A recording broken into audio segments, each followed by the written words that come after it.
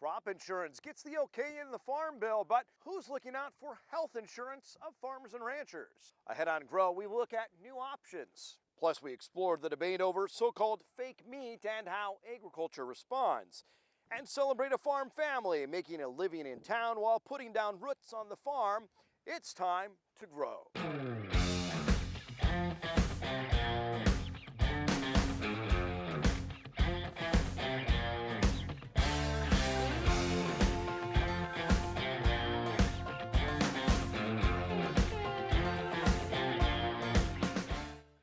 Welcome to the program. Frustration mounts as farmers in the middle of a trade war face new obstacles. The president announced up to $12 billion in payments to farmers earlier this year to offset losses due to the trade war. The first round of checks went out in September, and more are supposed to be coming after the 2018 harvest wrapped up. But now local Farm Service Agency offices are closed because of the government shutdown, and a deadline to apply less than 2 weeks away.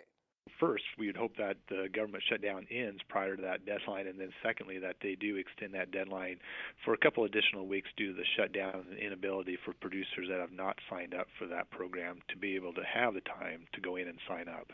Farmers were pleased to see the Farm Bill get the president's signature, but now with the shutdown, some key programs that could ease the strain of the trade war are also on hold. As we look at some of the trade programs that are within that Farm Bill, those are not being facilitated for reimbursement to our cooperators, such as the U.S. Grains Council, the U.S. Meat Export Federation, that are working around the world on our behalf, our producers' behalf, to promote our grains and our value-added exports and red meats and ethanol around the world. The head of the Nebraska Corn Board said it's concerning to see those programs currently in limbo. The Corn Board meets this coming week in Grand Islands, and we plan to ask them for more on the situation. Crop insurance provides farmers a safety net in case of hail, flood, and drought. But what about health insurance? Studies say it's a huge concern for farmers and ranchers, but there are new options. The farm population is shrinking and aging, and life on the farm and ranch is dangerous. A USDA survey finds 2/3 of farmers have a pre-existing condition, and more than half of farmers fear they'd go in debt if they had a major medical problem. Nebraska Farm Bureau leaders say they've heard the stories. Spouses having to leave the farm to find a job that provided health insurance. Stories about families young and old who were going without health insurance. The USDA says 2 out of 5 young farm families are enrolled in programs like Medicaid. Statistics show most farm families rely on a job off the farm, in large part to get health coverage. Health insurance is one of the biggest problems on expenses on the farm.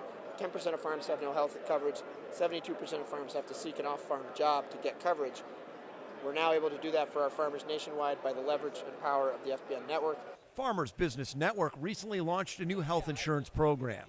Nebraska couple reported they are going to save $900 a month, total of about $10,000 a year for that couple. And Nebraska Farm Bureau is offering members the ability to be part of a new large group insurance plan. But what I heard from members during our summer listening sessions around the state told me that we were on the right path. Farmers welcome the new options. Healthcare costs for everyone, but in particular for farmers, is just through the roof. But while crop insurance is a priority in the Farm Bill, health insurance for the families who grow our food remains a challenge. And we asked farmers and ranchers where they get their health insurance. It's neck and neck, those who buy insurance and those who have a job off the farm to provide insurance. Some say they go without insurance, and some get Medicaid or government assistance. As always, the results are not scientific. Now to this week's poll question on the subject of property taxes. We want to know, how optimistic are you that the Nebraska legislature will do something meaningful to reduce the burden of property taxes? Are you pretty optimistic or not very optimistic? Well, either way or in between, follow us on Twitter to cast your votes. New research into pulse crops will be highlighted at an expo in Kearney this week. NTV's Sarah Kirkley has more. Thanks so much for joining us. For people who don't know, what are pulse crops? Pulse crops are field peas, lentils, and chickpeas.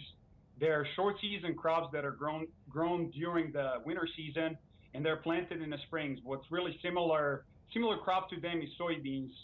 So they're also able to fix nitrogen.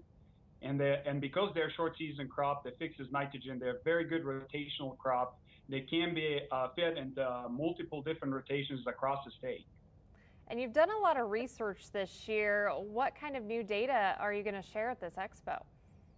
Well, the expo is going to be breaking down to two different sections. One is going to be research updates, and the other one is going to be marketing.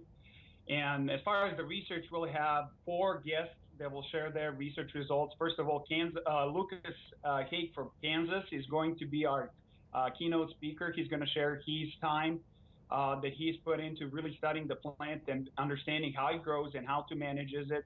And we're going to have Jim Campbell from Kearney area and Tom Schwartz, organic farmer from Hastings area, sharing their experience grazing cover crops behind peas. As far as the western Nebraska, our guest speaker is going to be Steve Tucker from Venango. He has tried to companion crop chickpeas with flax with some great results in terms of disease control. And I hope you guys will come to learn more about chickpeas.